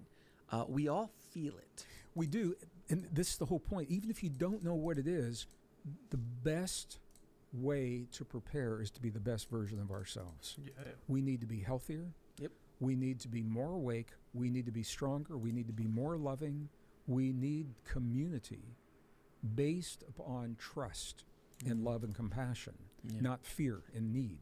We need community more than ever. And if we have that, Alex, we're good for whatever is incoming. We're going to be better off. Right. And so that's the whole point of why I've written this book when I have right now. And that's what we were talking about earlier. It's the strength of the tribe. If we had the strength of the tribe, whatever comes, you're more prepared for it. But there, even people who are not listening to these conversations, I have relatives and stuff like that, and they sense it. They sense that like this world is changing. There's something in the air. We feel it. We all feel it. And I have to believe there's a cosmological connection to this too, like how the energies of the universe are aligning at this time in history. It's very Mayan in that sense. Like there's something happening that the energies of the earth are changing, right? They're not only changing, but they're supporting us. If I were on the other end of the camera listening to this conversation, we've just covered a lot of ground. And before we close, I want to circle back. Please. This is why we're here. And it's not a time to be afraid. And I don't want people to be afraid of the changes. We're here because of if you're in this world right now, you're here to open the door to the next step in the evolution, the soul evolution of what it means to be human. And everyone is a part of it. We need everyone in this. Not a time to be afraid and to hate one another, but to celebrate the gift of our humanness and to awaken the extraordinary potentials that we have within us, again, that we're only beginning to understand. And those go all the way from, of course, psychic potentials and healing potentials, but it goes beyond that to the ability to communicate interdimensionally, certainly, with ourselves and with one another, and by virtue of doing that with other forms of life, and to do it without chemicals. The chemical substances can force us into focused pockets of information, but only through our natural abilities can we open the door to the broad spectrum. Well, it was a yogi who told me, a guru that was on the show, and I asked him about the chemical, either through ayahuasca or LSD or psilocybin or something like that, ketamine, these kind of things. And he's like, well, when you use those, it's like taking a sledgehammer to a door to make a window. It's very violent. It's very rough. And you might not be prepared for what's on the other side. When you use your own abilities through meditation and practice, you are actually installing a window that you can open freely and close, and you see a much larger picture of what you're trying to see. So it's very similar to what you said. You see this little hole that you punched in through a sledgehammer that's rough in this, but if you do it slowly, through your own human ability, you can see so much more. Every one of these masters who are on the wall here, all of them did it using their own abilities inside. Even Jesus said, the kingdom of heaven is within you. What I can do, you can do, and even more. They were saying it. And this agenda that you're talking about completely goes contradictory to what the sages and the masters have said. From a biblical perspective, for those, people who are biblically inclined, as an amateur archaeologist, I've spent a lot of time ancient temples all over the world. And one of the common themes is whenever our ancestors built temples, they typically built them in layers, with the innermost layer housing the deepest secrets and the greatest mysteries to protect. Our biblical traditions tell us that we are the temple. They literally say, I think it's 1 Corinthians 3:16. I'm looking up, doing this from memory. Sure. 1 Corinthians 3:16, know ye not that ye are the temple of God, and the Spirit of God dwells within you. Yeah. As temples of God, do the innermost sanctum in those old archaeological sites were called the Holy of Holies. And so the question is, if we're temples, do we have a Holy of Holies? Well, we have not one. We've got 50 trillion, because the nucleus of every cell has the DNA that contains the information of our divinity. And from this, and maybe this is where we wrap this part of our conversation, I think our greatest level of mastery, the highest level of mastery, and probably our job, is to preserve and protect and honor and cherish the gift of the temple that holds the message of our divinity in a time when our humanness is being denigrated and we're being encouraged and coerced and mandated to give our humanness away.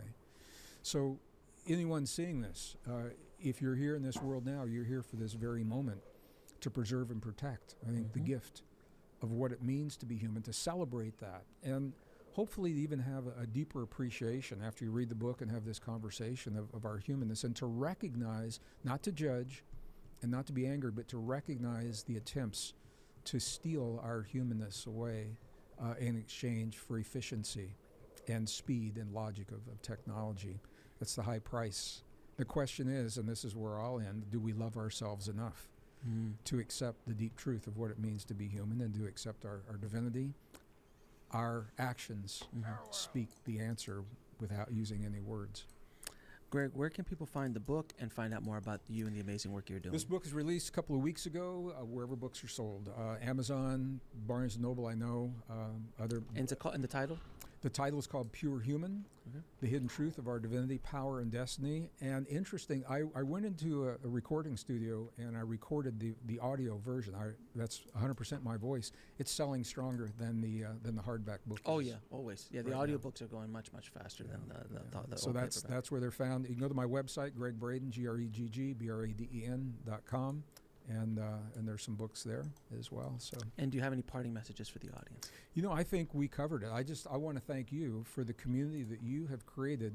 You are a hub for this beautiful community and my family, helping us to remember all the different facets of our potential and what it means to be human.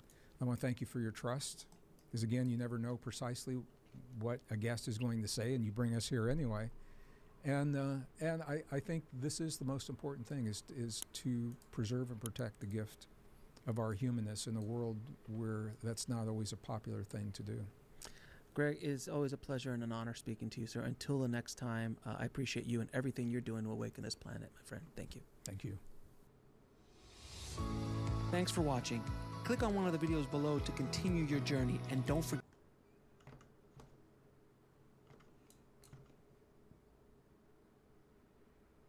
These ancient manifestations could change everything about the law of attraction. I could listen to that all day. Louis, who's this? I've never heard. There's something inside Let's look at this. of us that is so powerful, I'm it's like- so beautiful. I'm on a Greg Braden roll right now, so I guess. It is so ancient, it is so precious, that there are organizations in the world today, and there always have been, societies in the past, that will go to any length to shield us from that part of ourselves, because that's where we find our power. Wow. A 5-time New York Times best-selling author. Greg is one of the world's leading spiritual teachers. Greg Braden. Greg Braden, my friends. This man is utterly... There's a concerted movement to veil us from our own divinity, because when we are no longer connected with our divinity, we are more vulnerable to fear. The cells of our bodies literally are antennae that tune us to an energetic place in the field that underlies all existence that we now know. Science confirmed it in the year 2012. It comes down to love. Do we love ourselves enough to accept the gift of our humanness and the responsibility that comes with being human. You know what's crazy about hearing all this? Like, I feel like I have just done that. Right? I mean, it's not that I feel it, I know it. I know that I have, when I started like loving myself, spiritual awakening, techno-spiritual awakening, right? Becoming more secure in who I am and finding the God within me and my soul and my purpose and my quest and meaning and all that stuff. It really just drives this point home even more, you know? Because I can see it within myself, which means that it's true, because I'm just projecting. And we're, right? And we're all the same in that way. And we're all one. So if that's true for me, now what he's saying makes even more sense, and it's even more obvious that he's right, that's what needs to happen. And then you can say, oh, it's easy to just say that you love yourself. No, that ain't easy, my guy. That ain't easy. So it's a very good message, I would say.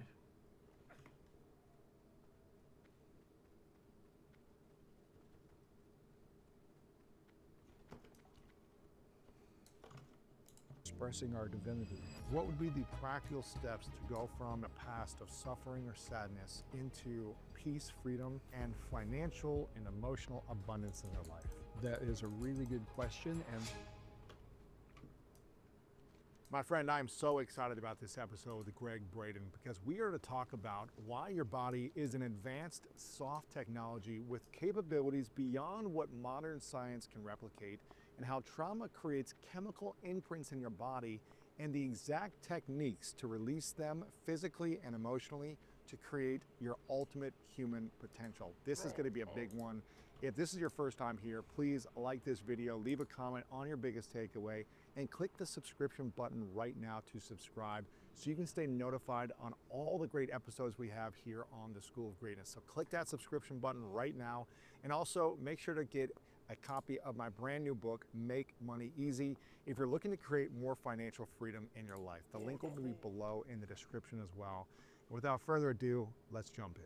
Welcome back, everyone, to the School of Greatness. Very excited about our guest and the conversation we're about to have. We have the 5-time New York Times bestselling author, Greg Braden, in the house, who's also an amazing pioneer in emerging paradigm, bridging science and human potential. And there's so many topics that I want to dive into, but there's a quote that you have that I want to start with.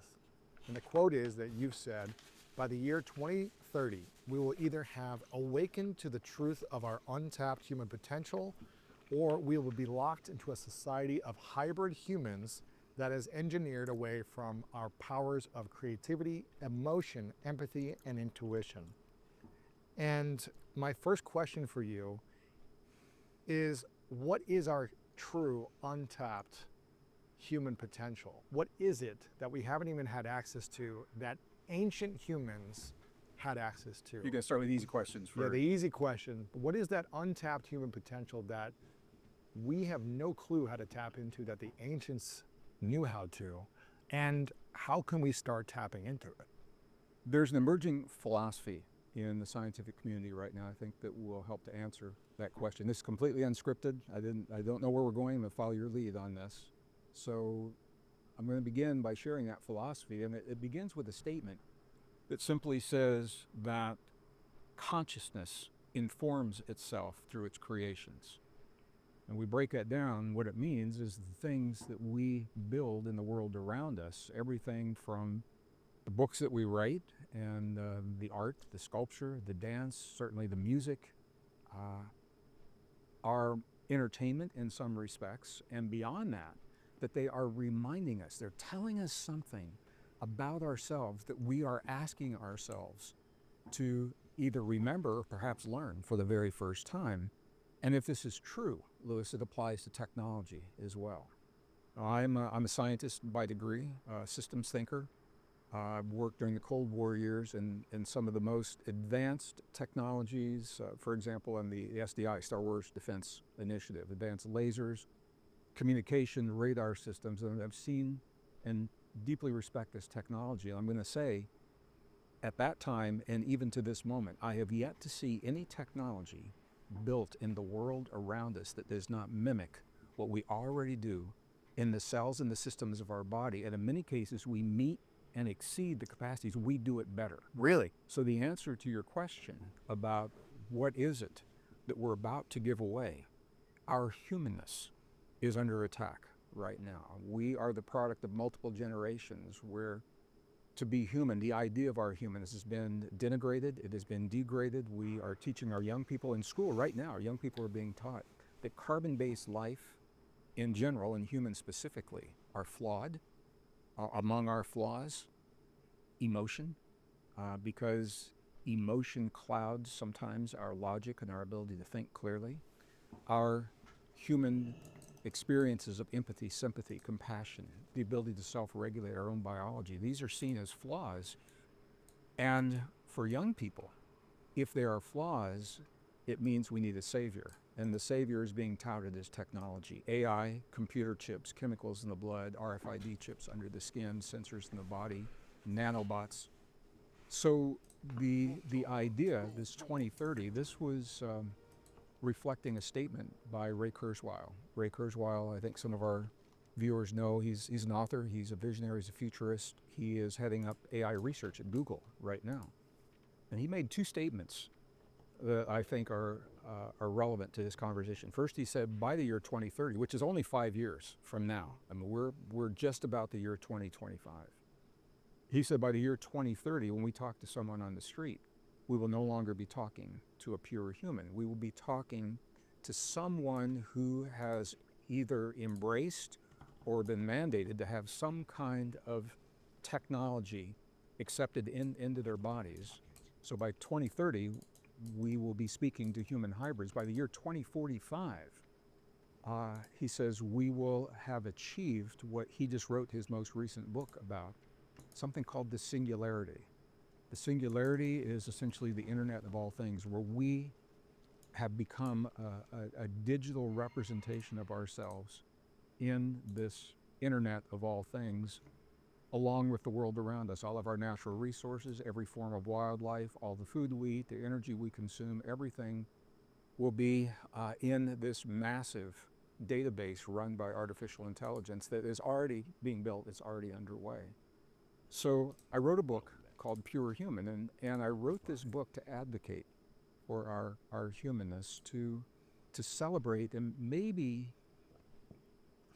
awaken a deeper sense of pride for what it means to be human and a deeper appreciation for our humanness. So it's a long answer to a short question. Sure. But I wanted to kind of lay that out as we start this conversation. Yeah, and I think a lot of people that are watching or listening, they want to figure out how to go from a place in their life that they're unhappy or unfulfilled with, Sure, to actualizing their potential, their dreams, their desires, but they don't know how to go from where they are currently to manifesting or creating that reality, that untapped reality in the future. And they don't know how to draw it to themselves faster. How do I bring this idea into the world and make it happen? I'm with those people. You know, just off camera, just now, we just had a conversation.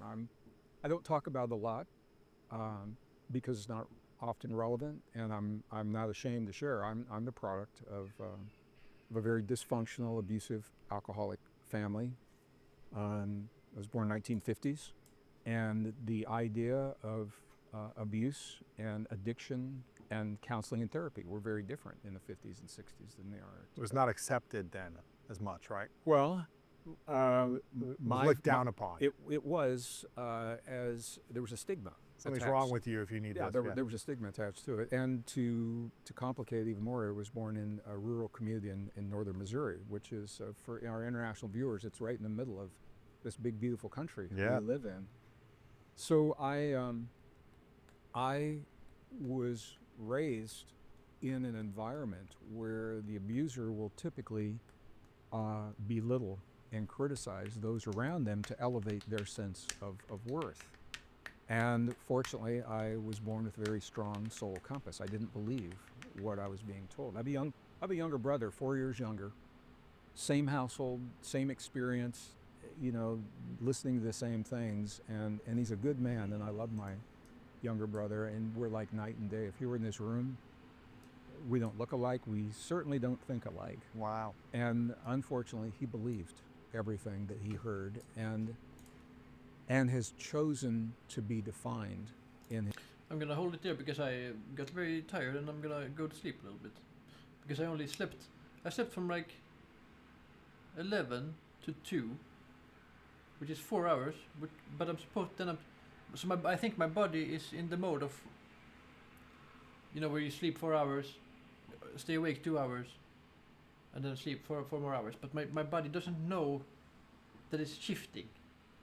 So it's like in between the 8 and 4 hour shift. Because usually I just sleep for fucking 8, 7, 6 hours easy peasy. But now I wake up super early. So I figured I'd just play some WoW and listen to some podcasts and stuff. But I'm thinking I'm gonna get tired now. I can feel it coming in, so I'm gonna try sleeping some more. Because I don't wanna keep running on this sleep deprivation shit. It's not good for me. My fucking hair, my gray hairs are coming in fast now. It's